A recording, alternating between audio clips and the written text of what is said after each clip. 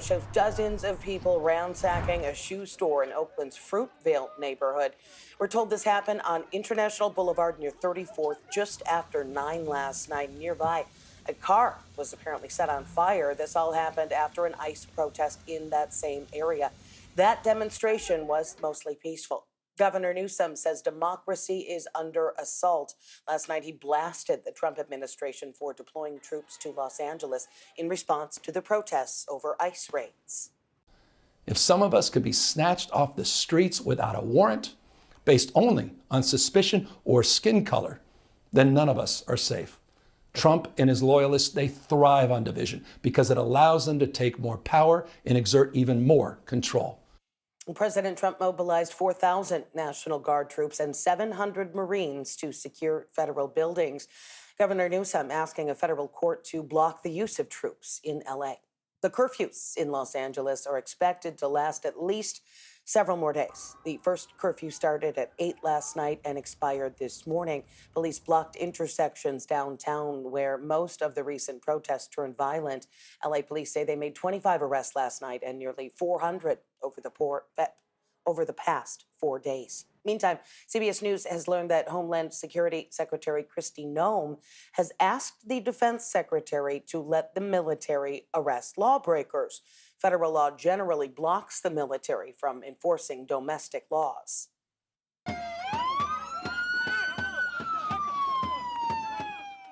And a chaotic scene in Concord. Dozens of protesters swarming ICE agents trying to make an arrest at an immigration court. This happened yesterday. The crowd pushed back, at one point trying to block the federal agent's vehicle from leaving. I didn't expect that in Concord, but there was a lot of emotions, and I agree it is not the way to go about it, but I will say this, the people are mad. We are mad. Well, the crowd followed agents back to the courthouse, doors locked behind them, and the court was shut down early. Immigration court in San Francisco also closed early yesterday. Protesters picketed outside the building on Montgomery Street after reports that ICE agents were waiting to arrest immigrants after their hearings. Advocates tell us as many as 10 people were arrested inside the court. In other news, President Trump says a deal has been reached with China. That is after 2 days of tense talks between top officials in London. Under this new agreement, President Trump says China maintains its 10% tariffs on U.S. goods, and the U.S. keeps its 55% tariffs on Chinese imports. The agreement also allows Chinese students to continue to attend American universities. Both sides still need to sign off on the deal. Deadly crash in San Jose early this morning. It happened on Tully Road just before 2 a.m. Police say a Toyota sedan left the roadway near Galveston Avenue and slammed into a tree. A female passenger was killed. Another survived. The driver is in custody, facing charges of DUI and vehicular manslaughter. All right, let's take a look at our first alert weather forecast today. Zoe Mintz tracking a bit of a warm-up on the way. Another beautiful day if you don't mind the fog out there across the bay, especially if you live closer to our coastal communities. The onshore wind is definitely going to be apparent, keeping those high temperatures along the coast only in the upper 50s, and even in downtown San Francisco, we'll be in the mid to lower 60s. Although if you do live on the western half of the city, you'll be seeing a lot more fog compared to the eastern half, when we're going to be seeing that fog peeling back a little bit quicker this afternoon compared to what we did yesterday. But our winds are going to keep those temperatures a degree or two cooler than yesterday inland, low 80s to upper 70s from the inland East Bay communities and down into the Santa Clara Valley. But either way, today is likely going to be one of the cooler days this week, one of the breezier days this week, and by tomorrow again it's going to be a degree or two warmer than what we are feeling today. So all things to keep our eyes on as we step out this afternoon. A couple of degrees below average, but within a couple of degrees of what we've been feeling the past several days. This afternoon our winds might gust upwards of 35 miles an hour. All things to keep our eyes on. Secure any loose outdoor objects that are going to blow away. By tomorrow though, they'll be calming down to under 30 miles an hour. It's still breezy, but not nearly as windy as what we're feeling today. This afternoon though, like I said, we'll be seeing just our coastal communities seeing that thicker marine layer. If you want to enjoy some sunshine along the beach, head on down to Santa Cruz, where we are going to likely see a lot more sunny skies. There are going to be some windier conditions sticking around, though. It's not going to be warm by any means. And by the overnight hours, once again, seeing that thicker layer of fog returning. So as we step out over the next 7 days, it is going to be very typical June conditions sticking around through the rest of the week and into the upcoming weekend. But you will notice by next week, there is going to be more sunshine and even warmer weather on the way. Something to keep your eye on, but it's a while away from now. Enjoy the typical June conditions while you can.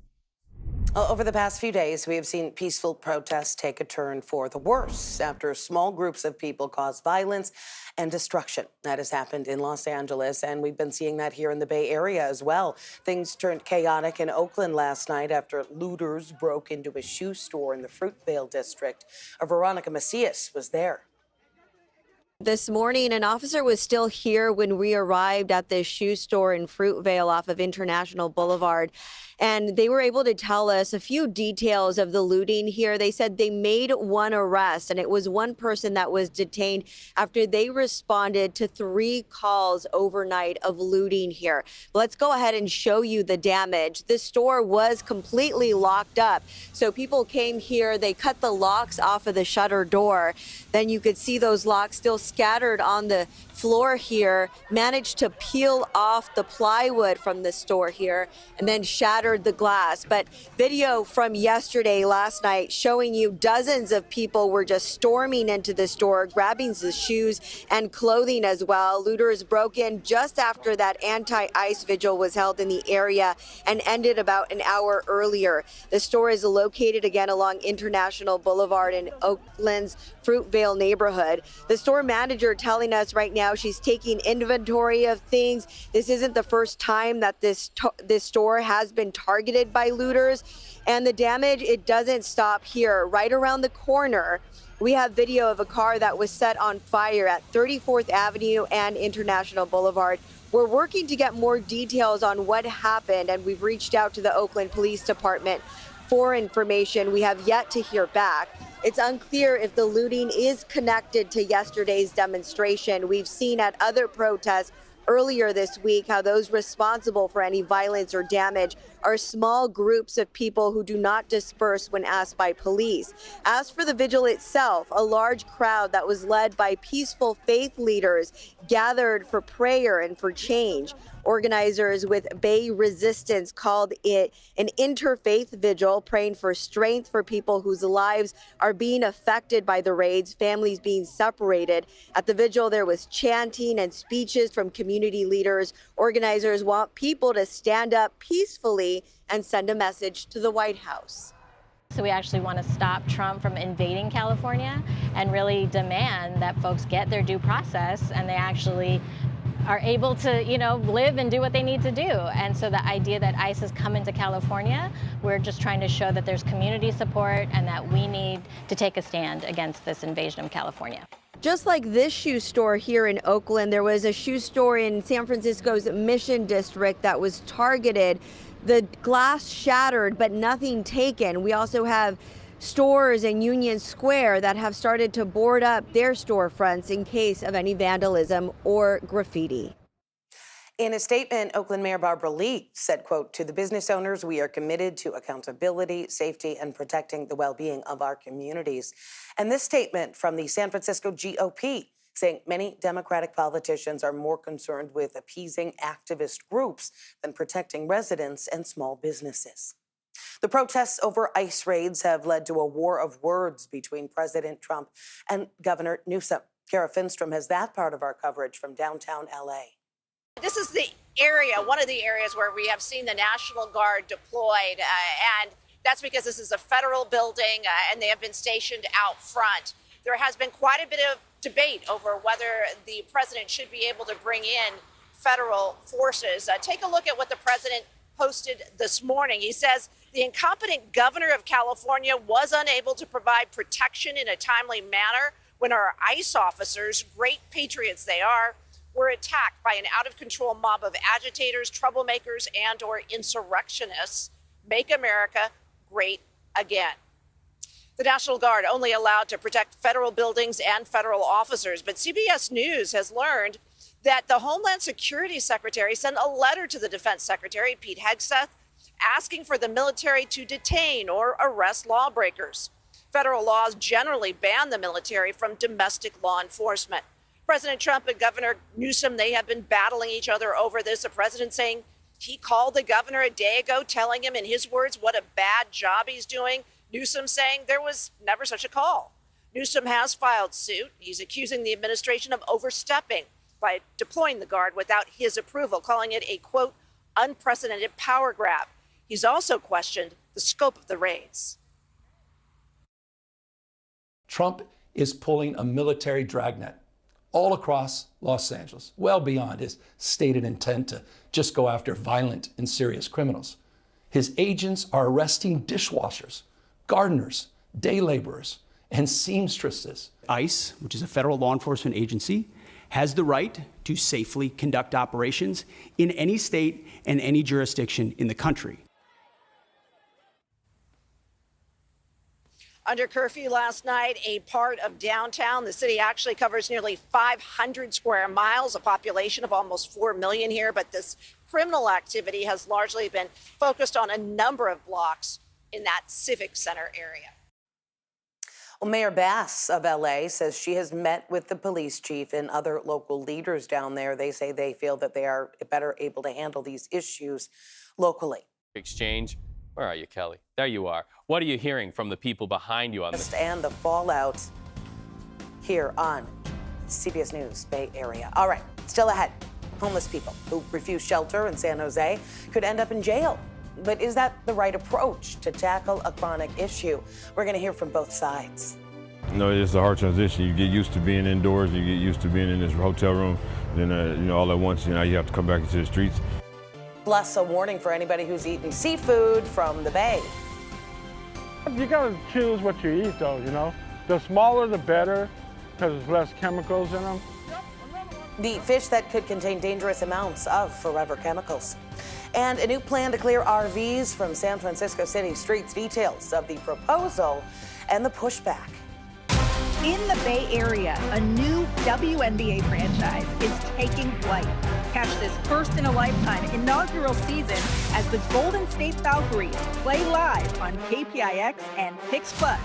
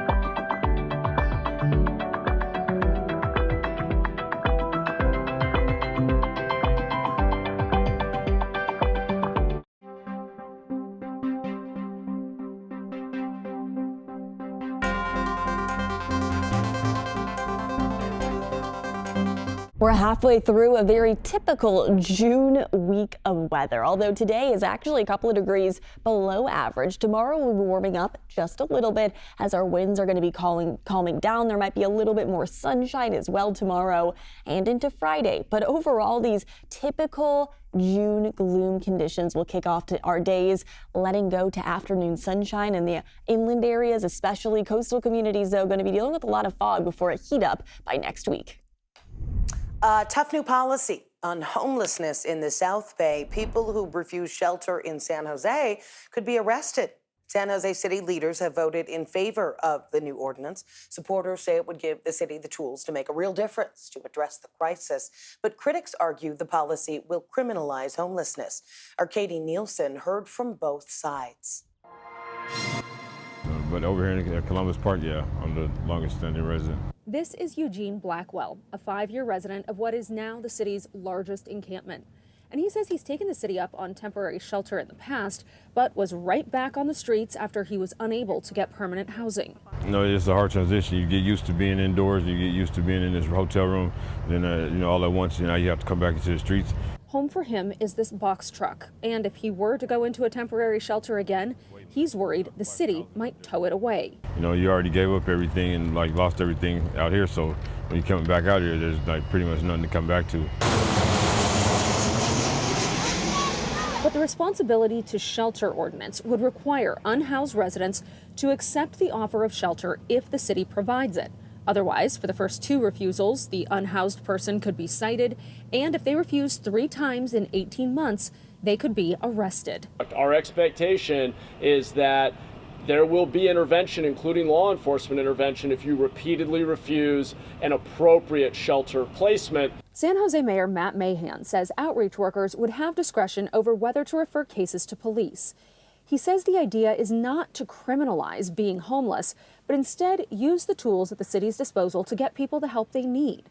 The ordinance has been endorsed by both the San Jose Police and Firefighters Union, as well as the Japantown Business Association. The city is out of tools. We're asking our community to spend hundreds of millions of dollars building interim housing, converting motels, modular units. At some point, we have to acknowledge that a small subset of folks on our streets simply are unable or unwilling to accept and benefit from what the city can do. But for those like Eugene, the answer isn't that simple. We didn't get out here alone, and we're not going to make it out here alone. And the mayor can't fix this problem alone, and neither can the citizens. We all have to work together. The newly approved ordinance goes into effect on July 1st, but city staff told us it could take anywhere from 60 to 90 days to ramp up before any enforcement actions would begin. Another setback for BART's extension in the South Bay. The VTA has delayed the project again, this time to find a new contractor. The next phase of the project involves adding a 6-mile stretch of track with 4 new stations in San Jose and Santa Clara. 5 of those miles and 3 of those stations will be underground. Well, the reason for the change, according to the VTA, is to save money. The agency plans to recommend finding a new tunnel contractor as a way of potentially saving $400 million. That change could delay the project by up to 2 years. In a statement, a spokesperson for the VTA says it has found 10 national tunneling contractors who could complete the project within their budget. The VTA says that its current contractor, Kaiwit Shea Trailer, was unable to meet budget expectations. Well, here's a warning if you love seafood. According to a recent study, several species of fish caught in the San Francisco Bay might contain dangerous levels of what are known as forever chemicals that do not break down in the environment nor in your body. Ryan Yamamoto had the chance to talk to a pair of longtime anglers and the author of the study. He has a breakdown on what fish you should avoid, what is safe to eat, and how much is safe to consume. This is the best action I've seen out here yet. On a sunny and scenic afternoon with holes in the water and time on their side. You have no patience, you cannot fish. For longtime fishermen Danny Tran and Nick Hayden, hey, another one! That patience would soon pay off. Whoa! Look at that pole! Oh, that big one. Good size? Yep. Really big. There we go. Okay. That's a good one. Damn! But a good catch comes with a catch of its own. A health warning for those who eat the fish they reel in. To those who might have a seafood-heavy diet, to really think about, where might the seafood be coming from? Miguel Mendez is part of a group of environmental scientists with the San Francisco Estuary Institute, whose research detected 20 types of forever chemicals, polyfluoroalkyl substances known as PFAS, in fish caught in the bay at 12 different locations. PFAS have been known to harm us in a variety of different ways. They've been known to cause cancer, effects in a variety of different organs, including the liver, and over time can really cause some severe health effects. Even before the study was complete, the California Office of Environmental Health Hazard Assessments posted these signs along local docks advising people about consuming fish in the bay. In April of 2023, they updated their recommendation on 18 fish species, on which types of fish you should avoid, which fish are safe to eat, and how many servings are recommended per week, along with age and gender advisories. Definitely more fish today. For Danny and Nick, they say they did not need a study to cast doubt on how much fish was safe to eat. I don't eat too much, fish, so I'm okay with it. I eat probably once a month, twice a month, and that's about it. Oh yeah, you gotta choose what you eat though, The smaller the better, because there's less chemicals in them. The bigger ones have higher levels of, mercury or whatever the hell they have inside of them, And on this afternoon, they were able to land the big one that did not get away. But whether it is safe to eat or not, studies suggest it may be wise to limit your catch or even just cut bait. Well, according to Mendez, the recently published study by the SFEI also found where in the bay could impact the levels of contamination. They tested fish caught near San Francisco, Sassoon, and San Pablo bays and found the highest levels of PFAS in the South Bay. You can find that complete study on our website, kpix.com. Still ahead here on CBS News Bay Area, a new plan to ban RVs from camping on San Francisco city streets. How the city says it will help homeless people and why critics say it will only hurt them. They just want it cleaned up. They're not concerned with where they go or the well-being of the people that are in struggle.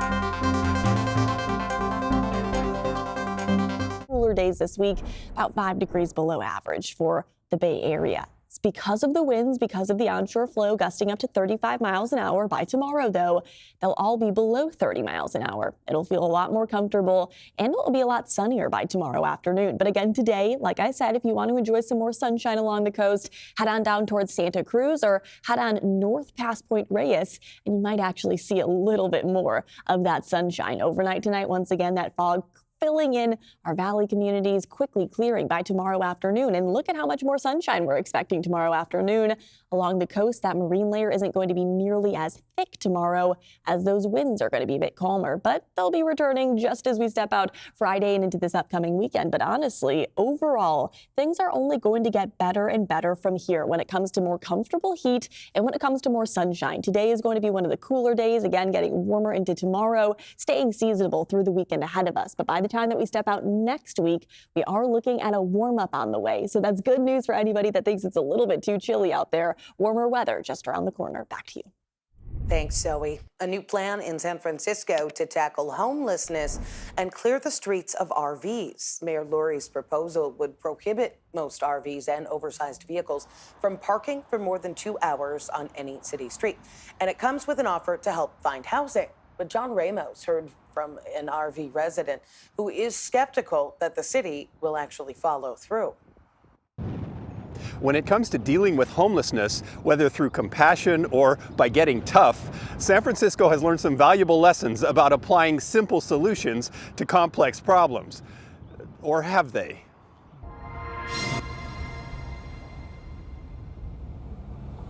I am introducing legislation to tackle the enduring challenge of RV homelessness with compassion and accountability. When Mayor Daniel Lurie announced his plan to ban RV parking for more than 2 hours citywide, he said it would help both the people living in them and those who have to live near them. RVs across San Francisco are affecting neighborhoods, public safety, and most importantly, people's lives. We are changing that starting today. Lurie promised that those who are already living in RVs would be offered housing, but a Bayview man named Theo says he's tried to get that for years without success. I work 5 days a week. I'm a plumber for San Francisco, and the rent here is just extremely high. It's unbelievable. I'm on a list and I never get called. I submit my work stub tickets, to verify I'm working and I have income, and I never get a call back. So this is where I reside. Theo is trying to do things the right way. With a small inheritance from his grandfather, he bought an RV as a way to stay in his hometown.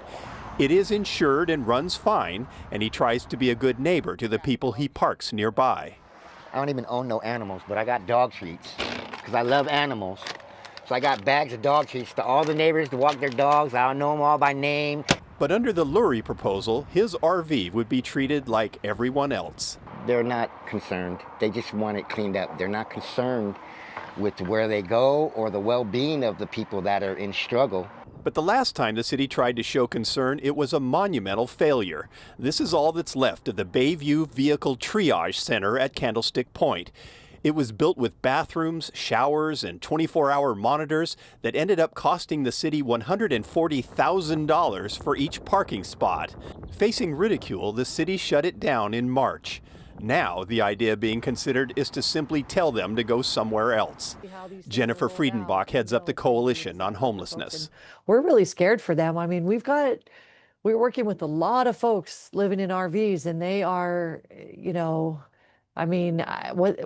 their biggest fear is they're going to end up out on the streets, and that is a very high likelihood with this proposal. As for Theo, he says he's prepared to keep moving as a way to stay in the city where his parents and grandparents made a home for him. It gets a little tough, but I still get on my knees every night, and I thank God for today, pray for tomorrow, and it's the best I could do.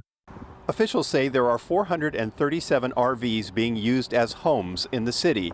Each has a different story, but as San Francisco has learned in the past, one single solution doesn't always solve the problem.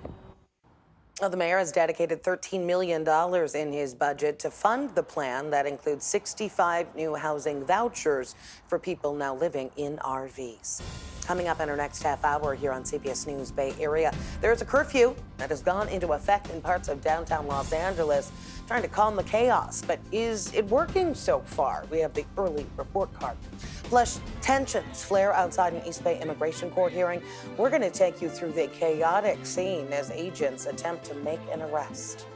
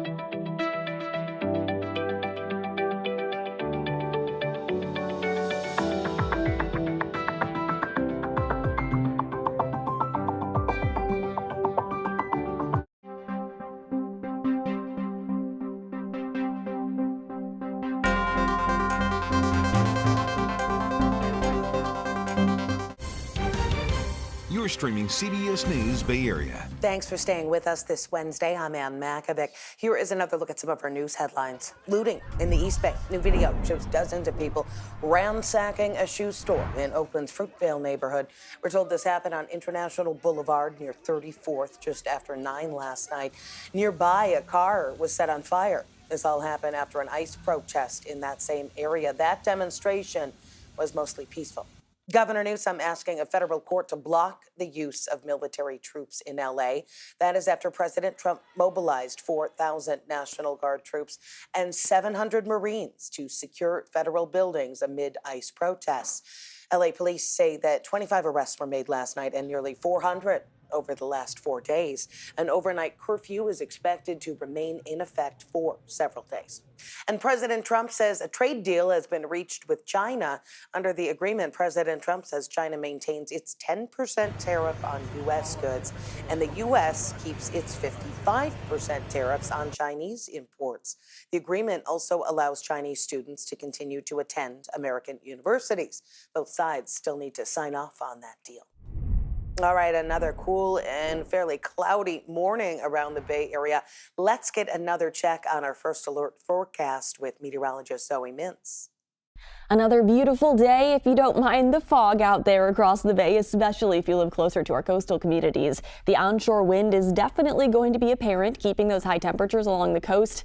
only in the upper 50s, and even in downtown San Francisco, we'll be in the mid to lower 60s. Although if you do live on the western half of the city, you'll be seeing a lot more fog compared to the eastern half, when we're going to be seeing that fog peeling back a little bit quicker this afternoon compared to what we did yesterday. But our winds are going to keep those temperatures a degree or two cooler than yesterday inland, low 80s to upper 70s from the inland East Bay communities and down into the Santa Clara Valley. But either way, today is likely going to be one of the cooler days this week, one of the breezier days this week. And by tomorrow, again, it's going to be a degree or two warmer than what we are feeling today. So all things to keep our eyes on as we step out this afternoon. A couple of degrees below average, but within a couple of degrees of what we've been feeling the past several days. This afternoon, our winds might gust upwards of 35 miles an hour. All things to keep our eyes on. Secure any loose outdoor objects that are going to blow away. By tomorrow, though, they'll be calming down to under 30 miles an hour. It's still breezy, but not nearly as windy as what we're feeling today. This afternoon, though, like I said, we'll be seeing just our coastal communities seeing that thicker marine layer. If you want to enjoy some sunshine along the beach, head on down to Santa Cruz, where we are going to likely see a lot more sunny skies. There are going to be some windier conditions sticking around, though. It's not going to be warm by any means. And by the overnight hours, once again, seeing that thicker layer of fog returning. So as we step out over the next 7 days, it is going to be very typical June conditions sticking around through the rest of the week and into the upcoming weekend. But you will notice by next week, there is going to be more sunshine and even warmer weather on the way. Something to keep your eye on, but it's a while away from now. Enjoy the typical June conditions while you can. A curfew has gone into effect in parts of downtown Los Angeles amid those protests against the Trump administration's immigration crackdown. The president has deployed hundreds of Marines and thousands of National Guard troops to the city amid the unrest. Governor Newsom now taking action to try to stop what he calls a brazen abuse of power. Danya Backus reports from Los Angeles. Authorities in Los Angeles are calling their new curfew a success following another night of protest against President Trump's immigration crackdown. The partial curfew, which took effect Tuesday night, impacts 1 square mile of a city that's over 500 square miles, where demonstrators are making their voices heard. People are being picked up off the street.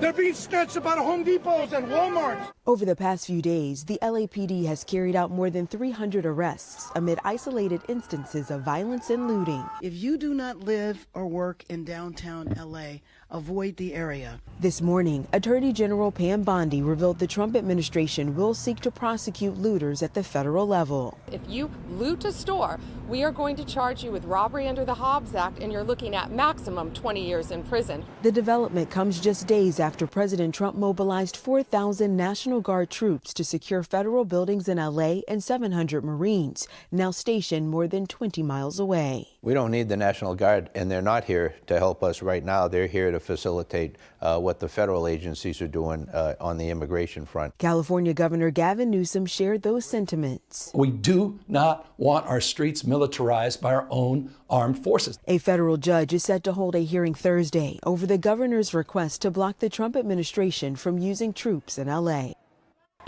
Well, protests over President Trump's deportation raids also continuing in other states, including Texas. The governor there says he will now deploy the National Guard to, quote, uphold law and order across the state. So what exactly are these troops allowed to do as they come face to face with crowds in LA? Well, we heard from CBS News Homeland Security correspondent Nicole Skanga.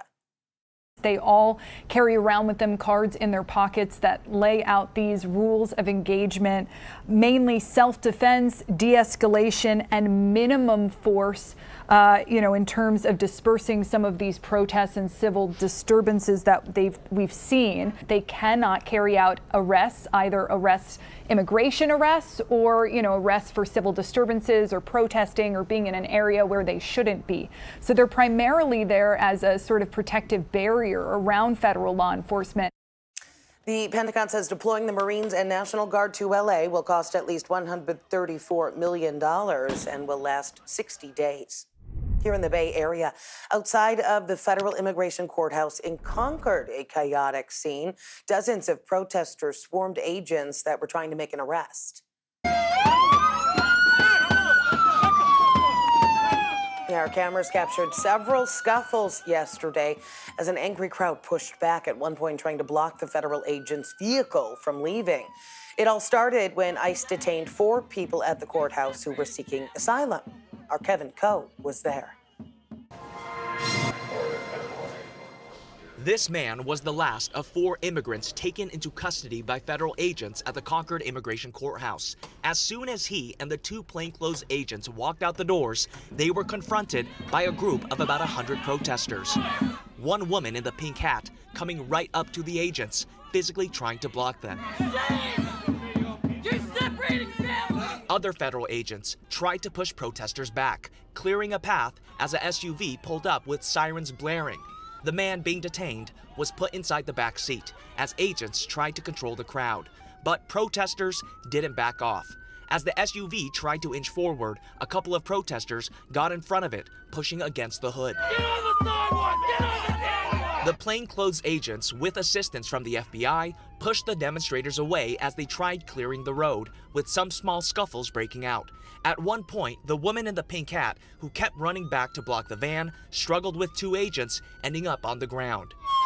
After several tense minutes, the federal vehicle was able to drive away, but several agents were left behind. Coward! Someone kicks a car as another protester slaps one of the federal agents.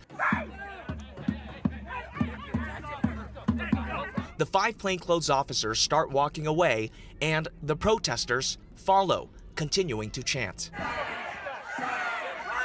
Officers tried getting back into the federal courthouse, with the crowd trailing them. They eventually went through the front door, but some protesters tried following them inside. The doors were locked and tensions started to cool, but immigration court was closed early for the day. Many of these protesters are born and raised in Concord. Many of them don't want to be filmed. I spoke with Fabiola Juarez, who has helped organize other peaceful protests in the city. I didn't expect that in Concord, and but there was a lot of emotions, and I agree it is not the way to go about it, but I will say this. The people are mad. We are mad. We're upset. We've held peaceful protests, and at this point, the emotions are just, everywhere. The 4 immigrants taken into custody include a mother of a 1-year-old. We heard from an attorney of one man detained who had just argued to get his client's case continued. Our lawyers were able to successfully talk to the judge and convince the judge to give him another court date. And we let the ICE agents know that, and yet they arrested him anyway. This is an attempt to get people to give up their asylum claims, and it is it's unconscionable, frankly, what's happening. Well, Kevin says no protesters were arrested. We heard from Congressman Mark DeSaulnier, who represents Contra Costa County. In a statement, he said that ICE raids have been cruel and unnecessary. He said it's another attempt by the Trump administration to punish California over policy disagreements. Again, we are going to continue to closely follow these protests and the fallout. Stay with us for the latest developments on air, online, and streaming on the free CBS News app. Coming up next here on CBS News Bay Area, most of us need 8 hours of sleep, but some people seem to be able to get away with a lot less. We're going to hear from a scientist about a recent discovery of a gene that determines how much rest you need. In the Bay Area, a new WNBA franchise is taking flight. Catch this first-in-a-lifetime inaugural season as the Golden State Valkyries play live on KPIX and Pix Plus.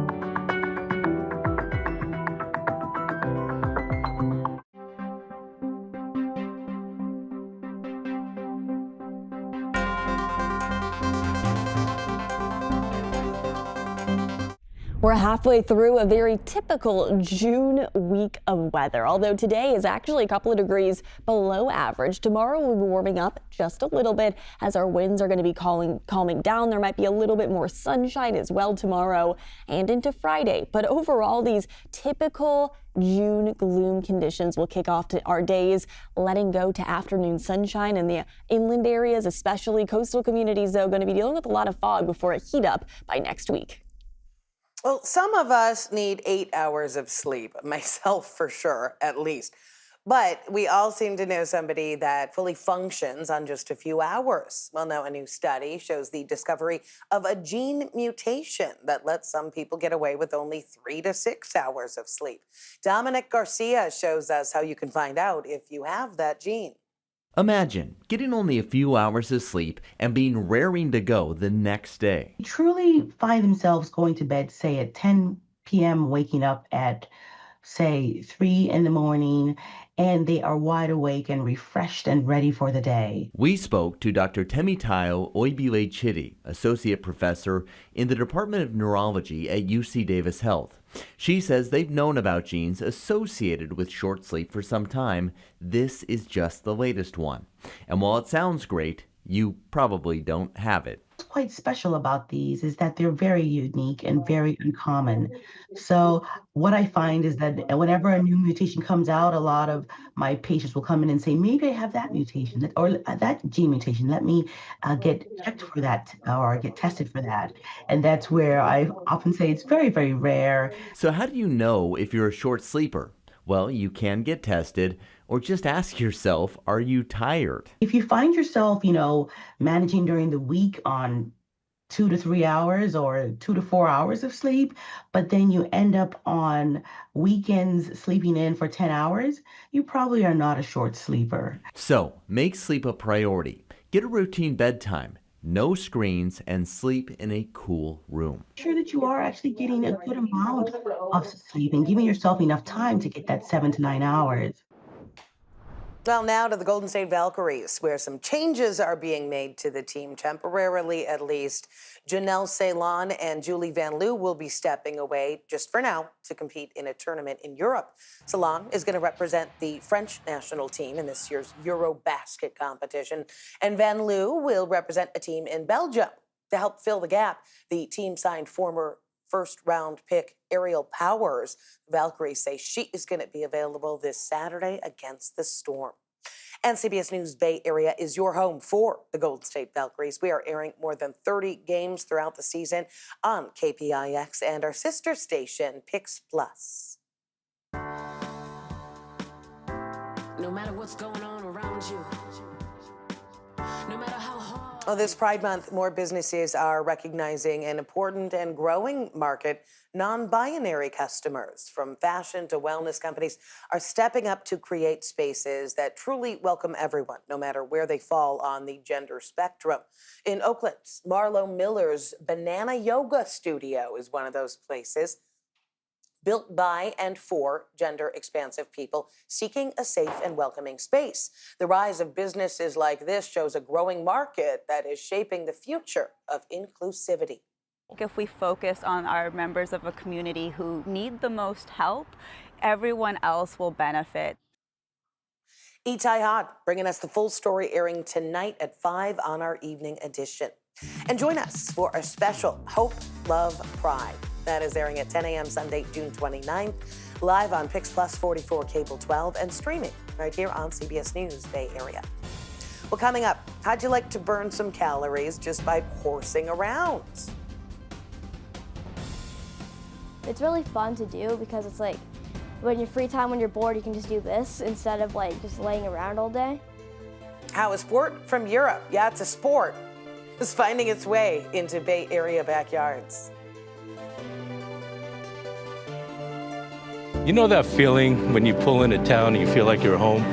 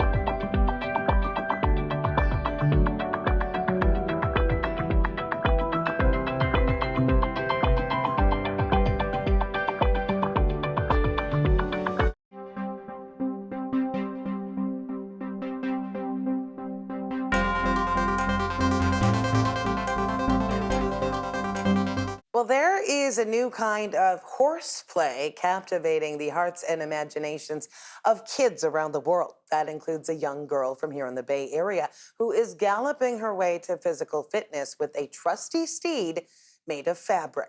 Our Gianna Franco introduces us to her.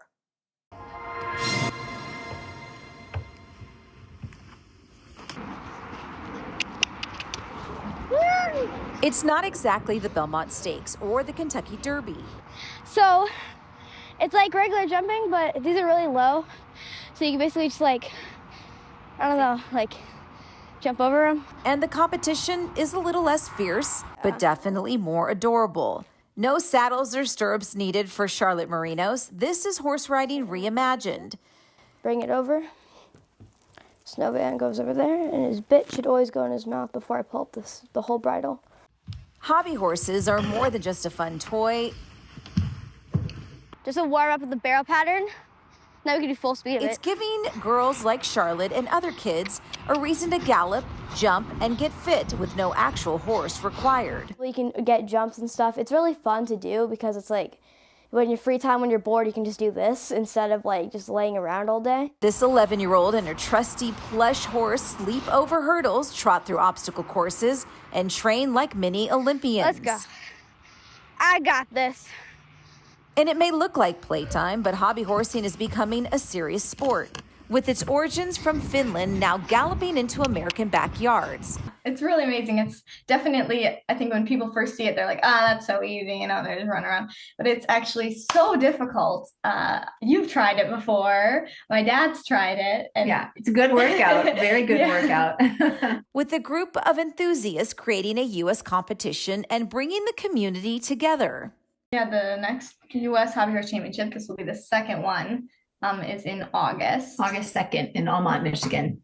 Yeah, we're really excited. We've basically at least doubled the number of competitors that we have this year. So do you feel like it's really kind of like a community now? It's not, even when you guys are competing against each other, does it feel like it's a community?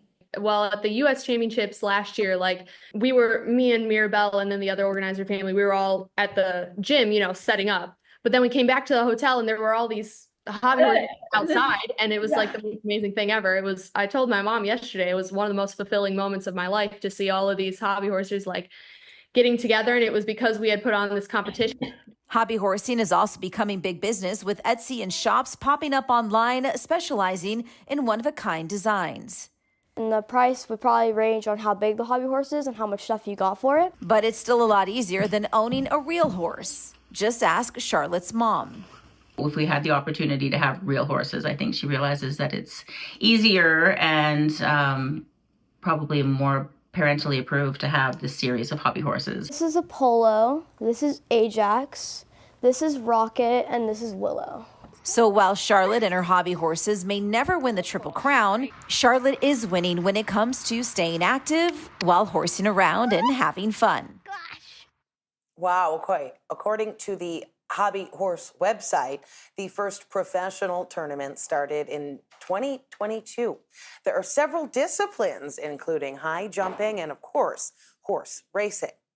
Thanks for streaming CBS News Bay Area. I'm Ann Makovic. We're going to be right back with your first alert forecast and another look at your top stories.